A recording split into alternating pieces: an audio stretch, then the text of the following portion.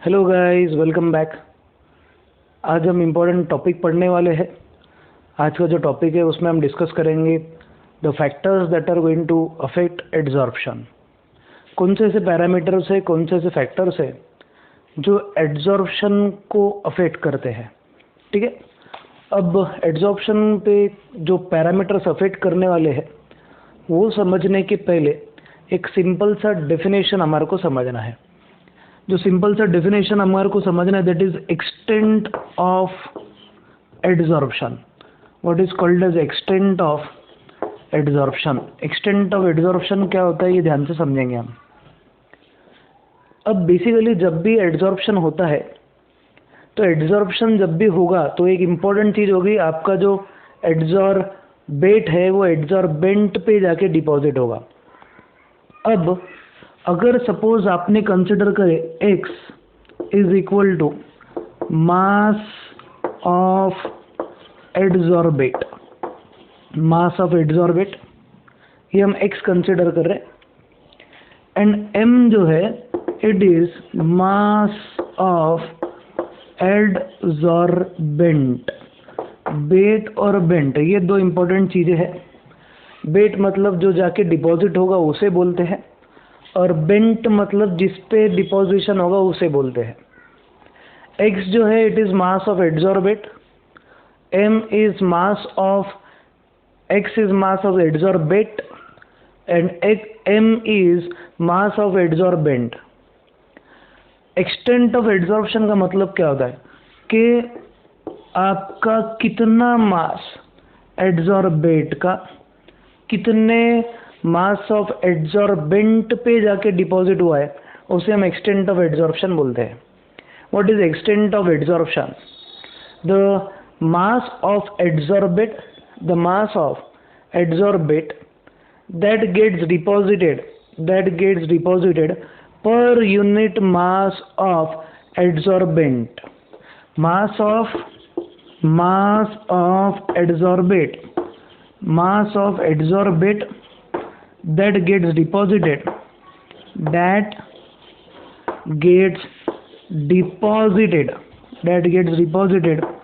per unit mass of adsorbate that gets deposited per unit mass of adsorbent is called as extent of adsorption। क्या रहेगा extent of adsorption? ध्यान से देखो, mass of adsorbate that gets deposited per unit mass of adsorbent is called as, इसको हम क्या बोलेंगे? This will be called as extent of adsorption. इसको हम एक्सटेंट ऑफ एड्जॉर्प्शन बोलते हैं। अब बहुत इंपॉर्टेंट और बेसिक पॉइंट आपको इसके रिलेटेड जो समझना है वो ये, अब आपको पैरामीटर्स या फैक्टर्स देखना है which will affect adsorption. Adsorption का मतलब आपको क्या देखना है? You need to consider the parameters which will affect x by m। मतलब x की वैल्यू हमेशा ज़्यादा होनी चाहिए as compare to mass of m। जितना ज़्यादा आपका एड्जॉर्बेट डिपॉजिट होगा तो उसको हम क्या बोलेंगे? इसमें एड्जॉर्प्शन बेहतरीन हुआ है। तो एक्सटेंट ऑफ एड्जॉर्प्शन जितना ज़्यादा रहेगा उतना एड्जॉर्प्शन हुआ है या उतना क्वांटिटी एड्जॉर्प्शन का हुआ है, ये चीज़ हमारे को पता चलती है। तो हम कौन से ऐसे फैक्टर्स है जिसके बेसिस पे हम एक्सटेंट ऑफ एड्जॉर्प्शन के रिलेटेड देख सकते हैं। व्हाट आर द पैरामीटर्स और फैक्टर्स ऑन विच एड्जॉर्प्शन और एक्सटेंट ऑफ एड्जॉर्प्शन डिपेंड्स। कौन से ऐसे पैरामीटर्स है ये हमारे को ध्यान से देखना है। तो try and understand this basic important topic. What are the factors on which adsorption depends. Adsorption पे डिपेंड होने वाले जो पैरामीटर्स रहेंगे वो टोटल रहेंगे 5। There are 5 parameters, there are total 5 parameters on which adsorption depends. सबसे पहला जो एड्जॉर्प्शन का पैरामीटर है, पैरामीटर्स में सबसे पहला जो पॉइंट है हमारा, दैट इज सबसे पहला वाला जो रहेगा नेचर ऑफ एड्जॉर्बेट, सबसे पहला पैरामीटर। सेकेंड जो पैरामीटर रहेगा, और ये पैरामीटर्स हम कंसिडर करेंगे for deposition of gas on solid, आपका एक गैस जो है वो जाके डिपॉजिट हो रहा है सॉलिड पे। पहला जो रहेगा, पहला पैरामीटर नेचर ऑफ एडजॉर्बेंट, दूसरा जो रहेगा that will be nature of adsorbent, third जो रहेगा that will be surface area of adsorbent, fourth जो पैरामीटर रहेगा दैट विल बी टेम्परेचर, और फिफ्थ जो पैरामीटर रहेगा दैट विल बी प्रेशर। तो टोटल जो पैरामीटर्स आपको समझने हैं, there are in all 5 parameters, 5 ऐसे पैरामीटर्स है जो आपके एड्जॉर्प्शन फिनोमेनॉन को क्या करेंगे, अफेक्ट करेंगे। The parameters that are going to affect the phenomenon of adsorption are 5। एक एक करके मैं पॉइंट बोलता जाऊंगा तो आपको सब रनिंग नोट्स वगैरह बनाने हैं। Nature of adsorbent. अब नेचर ऑफ एडजॉर्बेंट में हमेशा याद रखो कि अगर सपोज आपके पास में कोई गैस है जिसका लिक्विफैक्शन इजी होता है, इजी, अगर सपोज कोई गैस है जिसका लिक्विफैक्शन इजी होता है तो उस प्रकार की गैस का एड्जॉर्प्शन ज़्यादा होता है। The gases which undergo liquefaction easily will get adsorb more easily. जितना ज़्यादा गैस का लिक्विफैक्शन इजीली होगा, ठीक है, liquefaction easy corresponds to more adsorption और इजी एड्जॉर्प्शन, मोर एड्जॉर्प्शन और इजी एड्जॉर्प्शन।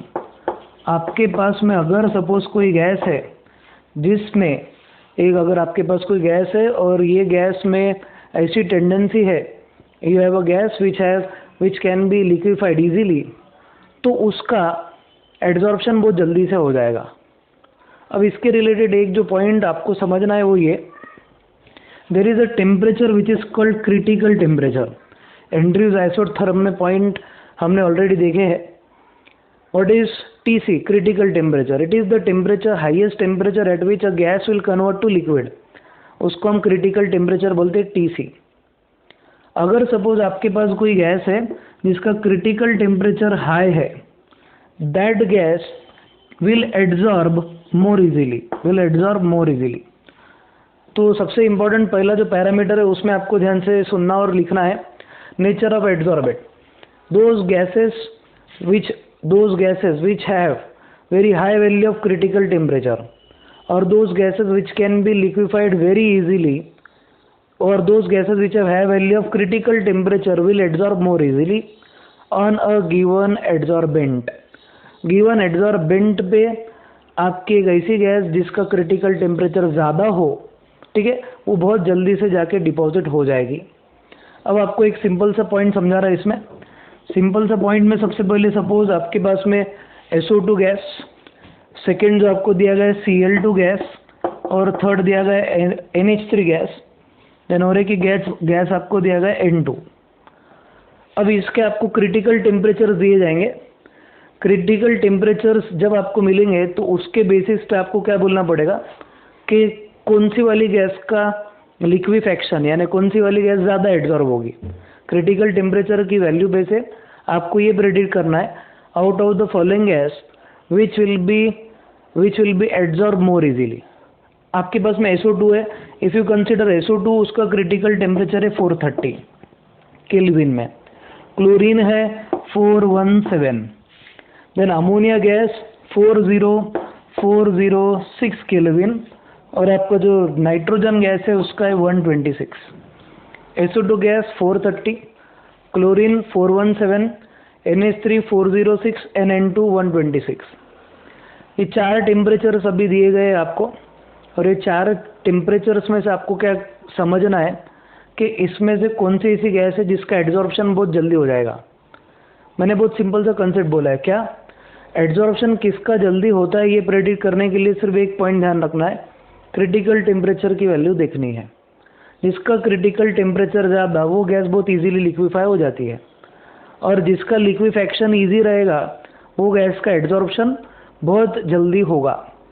तो चार गैस में से SO2 गैस का जो क्रिटिकल टेम्परेचर है दैट इज़ 430, तो SO2 गैस will be very easy to adsorb. Which of, question आएगा आपको, which of the following gases will be absorbed more easily, तो answer will be SO2। Question ऐसा भी आ सकता है, which of the following gas will not be easily absorb, तो answer is इसमें नाइट्रोजन। याद रखो, नाइट्रोजन, हाइड्रोजन, ऑक्सीजन, ये जो 3 गैसेस है इनका लिक्विफेक्शन इजीली नहीं होता, इसके लिए जल्दी से एब्जॉर्ब भी नहीं होती। और H2 के लिए हमने बोले एब्जॉर्प्शन जब ग्लास पे होता है H2 का, तो उसमें रिएक्शन एंडोथर्मिक हो जाती है। ये बेसिक चीज़ें जो आपको ध्यान रखना है। तो ये पहला पैरामीटर आपका नेचर ऑफ एड्सॉर्बेट, उसमें आपको एक्सप्लेन करना है लिक्विफेक्शन के रिलेटेड पॉइंट, ठीक है। अब नेक्स्ट वाला पॉइंट, नेक्स्ट जो है what is nature of adsorbent.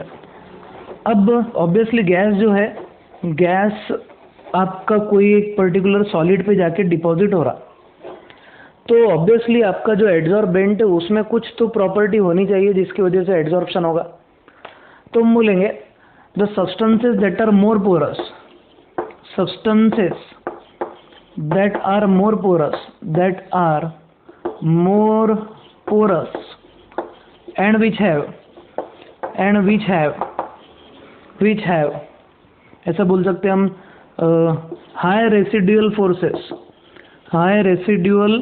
forces, ऐसे कुछ substances है जो पोरस नेचर के है, जिनमें हाई रेसिडुअल फोर्सेस है, will show more tendency for adsorption। तो अगर आपके पास में कोई सब्सटेंस है जो पोरस है, ठीक है, उसका सरफेस एरिया भी ज़्यादा है, वो एरिया के लिए अंडर पॉइंट आएगा, इसके लिए आगे हम देखेंगे वो point. Substances that are more porous which have high residual forces will show more tendency for adsorption। जिसमें एक सबसे टिपिकल जो पार्ट है हमारा, टिपिकल वाला एग्जांपल कंसिडर कर सकते हैं आप SiO2, सिलिका, इसको सिलिका जेल भी लिखा जाता है, सिलिका जेल। फिर बाद में चारकोल में एनिमल चारकोल भी आता है। एनिमल चारकोल जो है उसका यूज़ होगा फॉर वॉशिंग ऑफ शुगर। जब हमारा ड्राई, यानी ऐसा बोल सकते हैं आप, शुगर जब बनाई जाती है तो उसका ओरिजिनल कलर जो है ब्राउन होता है, तो उसका कलर ब्राउन से वाइट करने के लिए एनिमल चारकोल यूज़ किया जाता है। कौन सा चारकोल? Animal charcoal. ये पॉइंट ध्यान रखो, animal charcoal is used for removal of brown colour from sugar, या शुगर इम्प्योर अगर है उसका ब्राउनिश कलर निकाल के वाइट में कन्वर्ट करना है तो चारकोल यूज़ होता है, एनिमल चारकोल। इसके भी अलग अलग टाइप है, वुड चारकोल, एनिमल चारकोल, हम उसका भी पॉइंट डिटेल में नीट जेईई में देखने वाले हैं।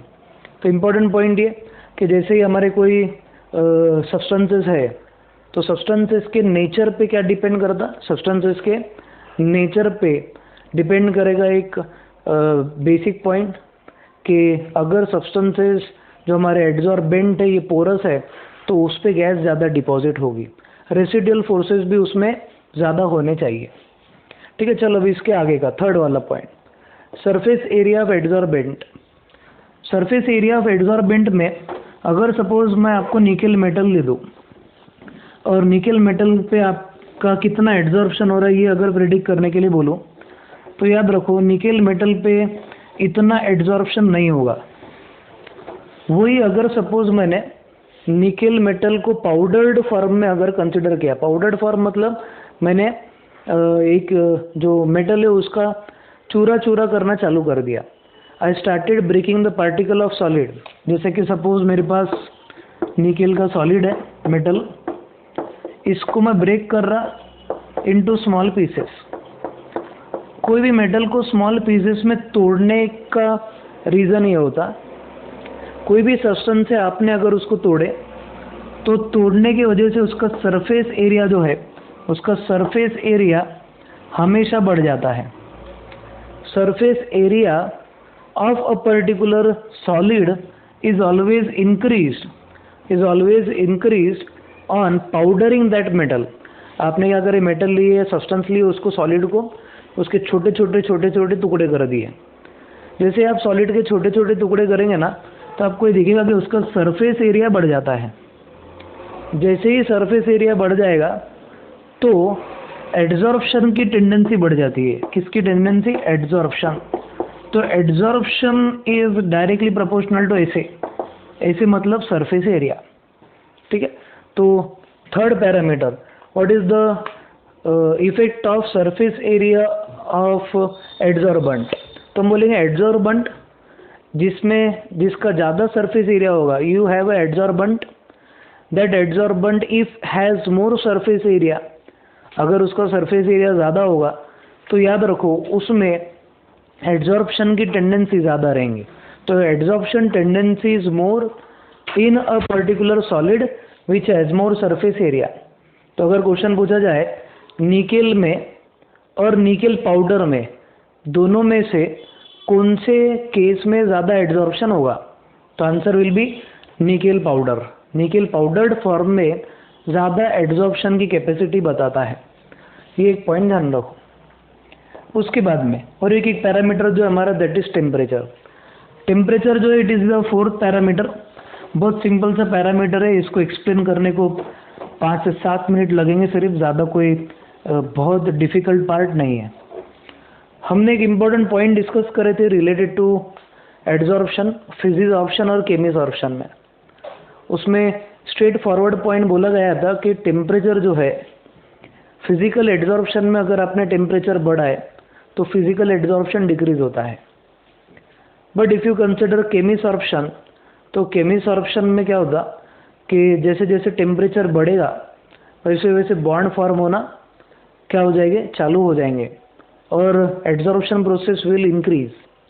बट एक ऑप्टिमम टेम्परेचर तक क्या होगा, ऑप्टिमम टेम्परेचर तक ऐसा एक इम्पॉर्टेंट पॉइंट होगा कि हमारा एड्जॉर्प्शन का प्रिंसिपल बढ़ता जाएगा, एक्सटेंट ऑफ एड्जॉर्प्शन बढ़ता जाएगा।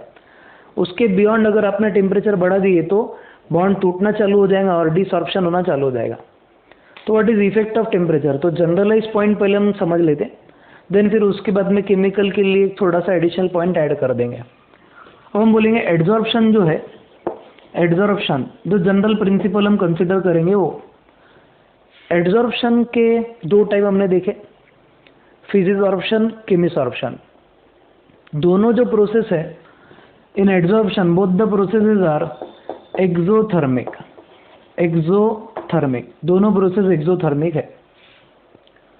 अगर सपोज आपने इक्विलिब्रियम कंडीशन अगर कंसिडर कर लिए between adsorption and desorption, adsorption और डिसॉर्प्शन में अगर आपने इक्विलिब्रियम कंडीशन कंसिडर कर लिए तो ली चैटलियर्स प्रिंसिपल के हिसाब से, ली चैटलियर्स प्रिंसिपल, हमारा ली चैटलियर्स प्रिंसिपल क्या बोलता है? ली चैटलियर्स प्रिंसिपल का एक बेसिक पॉइंट है।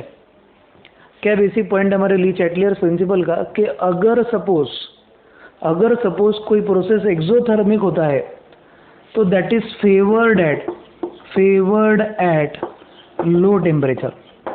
अगर सपोज कोई प्रोसेस है and that process is exothermic, अगर सपोज कोई प्रोसेस है और वो प्रोसेस अगर सपोज एक्सोथर्मिक है तो वो प्रोसेस हमेशा लो टेम्परेचर पे होगा, ठीक है। और अगर सपोज एंडोथर्मिक है तो that will be favoured at high temperature. अब हमारा केमिसॉर्प्शन, फिजिसॉर्प्शन यानी कि एड्जॉर्प्शन दोनों एक्सोथर्मिक प्रोसेस होता है। तो एक्सोथर्मिक प्रोसेस अगर है तो ली चैटलियर्स प्रिंसिपल के हिसाब से it will be favoured at low temperature. तो इसका एक सीधा सीधा लॉजिक ही आएगा, adsorption will be inversely proportional to temperature. ये हो गया general explanation. Adsorption will be inversely proportional to temperature, ठीक है। एड्जॉर्प्शन और टेम्परेचर का इनवर्स रिलेशनशिप रहेगा, ठीक है। ये जनरल हमारा टेक्स्ट बुक पॉइंट। बट हम ऐसा एक इम्पॉर्टेंट पॉइंट कंसिडर करेंगे,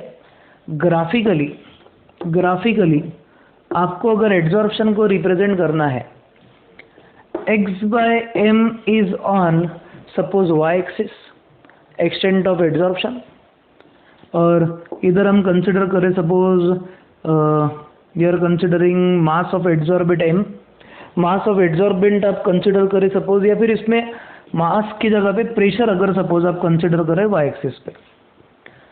if pressure is considered on y axis और x/m अगर सपोज आप x एक्सिस पे कंसिडर कर रहे हैं तो आपको एक इम्पोर्टेंट पॉइंट दिखेगा जैसे जैसे प्रेशर बढ़ेगा, जैसे जैसे टेम्परेचर बढ़ेगा, ठीक है, तो जैसे जैसे प्रेशर बढ़ने वाला है वैसे वैसे हमारा एड्जॉर्प्शन क्या होगा, बढ़ते जाएगा। अब इम्पोर्टेंट पॉइंट देखो, x by m versus P में ये आपका वेरिएशन आएगा एड्जॉर्प्शन का। If you consider this as 190 kelvin, if you consider as 220 kelvin and if you consider as 250 kelvin, तो आपको ये चीज़ में दिखेगा जनरल पॉइंट से, टेम्परेचर मेरा कम था, एक्स बाय एम की वैल्यू ज़्यादा थी, फिर टेम्परेचर बढ़ा, एक्स बाय एम की वैल्यू कम हो गई, फिर टेम्परेचर बढ़ा, एक्स बाय एम की वैल्यू कम हो गई। तो इसके ऊपर से एक सिंपल सा कंसेप्ट यानी सिंपल सा पॉइंट बोला जा सकता, at a particular temperature at a particular pressure x by m varies inversely with temperature। Physical adsorption में तो हम डायरेक्ट बोल सकते हैं कि फिजिकल एड्जॉर्प्शन, ठीक है, physical adsorption decreases with increase of temperature. ये टेम्परेचर अगर आप देख रहे होंगे तो 190 केल्विन है, एड्जॉर्प्शन ज़्यादा है, 290 केल्विन है, एड्जॉर्प्शन कम हो गया, 250 केल्विन है, एड्जॉर्प्शन कम हो गया। ये हम डायरेक्ट रिलेट कर सकते फॉर फिजिसॉर्प्शन। बट केमिसॉर्प्शन का पॉइंट ऐसा था कि एड्जॉर्प्शन की वैल्यू हमारी टेम्परेचर से बढ़ेगी, मतलब हम ऐसा कंसिडर कर सकते हैं कि x by m is going to increase with increase of temperature, will reach a maximum value and then is going to decrease, फिर डिसॉर्प्शन होगा। तो ये जो ग्राफ रहेगा आपका, ठीक है, अगर मैं x by m versus temperature करूँ तो इस तरीके से आपका ग्राफ आएगा for chemisorption.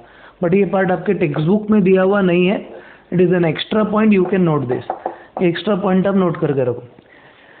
Text book point of view से सिर्फ आपको ये बोलना है कि एड्जॉर्प्शन एक एक्सोथर्मिक प्रोसेस है और हर एक एक्सोथर्मिक प्रोसेस ली चैटलियर प्रिंसिपल के हिसाब से लो टेम्परेचर पे फेवर होता है।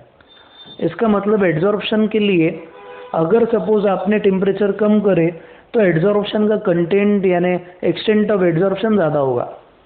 और वही अगर आपने ग्राफिकली प्लॉट करे तो x by m versus P में ये दिखेगा 190 केल्विन पे कंटेंट यानी extent of adsorption was more, 220 पे कम और 250 पे और ज़्यादा कम हो जाएगा।